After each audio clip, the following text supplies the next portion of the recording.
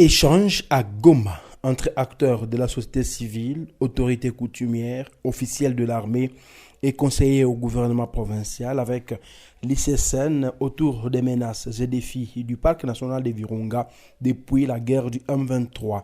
La salle de conférence du centre de presse de l'Union nationale de la presse du Congo Nord Kivu a servi de cadre à ce partage d'informations jeudi 22 juin 2023 à l'initiative de la coordination provinciale de la société civile Forces vives du Nord Kivu dans le cadre du projet Leading the Change appuyé par le Programme international pour la conservation des gorilles PICG. Occasion de comprendre certains contours des dossiers saillants au parc national de Virunga comme ce fut pour le cas de Nzulu. À la base, Zulu, c'est le parc, c'est comme ça. Même les gens de Zulu, en fait, sont d'accord avec ça. Ils veulent reprendre, mais au moins, ils sont d'accord que dans la configuration actuelle, Zulu se retrouve à l'intérieur du parc. Personne n'a jamais contesté les limites du parc en Zulu. Contrairement à Binza qui s'est gouré partout, les gens vous disent non, la limite n'est pas ici, elle est plutôt ici. Zulu, c'est pas ça. Tout le monde est d'accord sur les limites. Mais qu'est-ce que les gens disent? On n'avait pas été, nos parents, nos grands-parents n'avaient pas été suffisamment indemnisés, nous voulons récupérer. Alors, c'est ces deux débats qui sont différents. Mais ce que moi je vais dire par rapport à ça, tant qu'un Zulu se retrouve dans les limites du parc, nous, ICSN, on a autorité sur cet espace. Je ne sais pas si vous me comprenez. Les procédures peuvent continuer comme elles font. Ça, ce n'est pas notre problème. Vous allez en justice, vous allez voir le président, vous allez au Parlement, vous allez. C'est très bien. On peut même encourager, ce n'est pas un problème. Mais tant que les limites du parc n'ont pas été modifiées,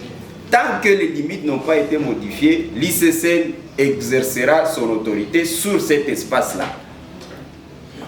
Et toutes les actions contraires à la conservation seront punissables par la loi.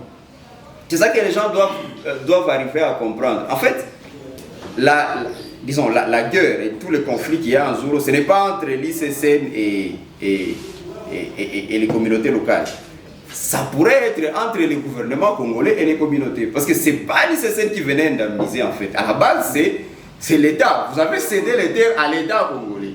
Donc si procès il y a, voilà, allez voir l'État. Quand le président va décider, parce qu'il y a un mécanisme de désaffectation, quand le président va décider et dire, voilà, le parc ne passe plus par Zulu, il passe par nous, l'ICSN, le même jour, vous allez voir, on va dégarnir nos positions sur place et on va aller vers les limites qui sont les nouvelles limites légales.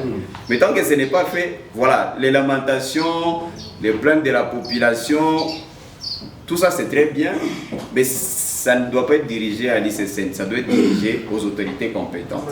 Il y est ressorti, après des travaux en carrefour sectoriel selon les territoires, des axes prioritaires qui vont faire objet de plaidoiries. La dynamique participative place le déficit communicationnel, l'envahissement du parc, la déforestation, la pauvreté ainsi que l'insécurité parmi les points chauds qui doivent être au centre des plaidoyers par les acteurs de la société civile.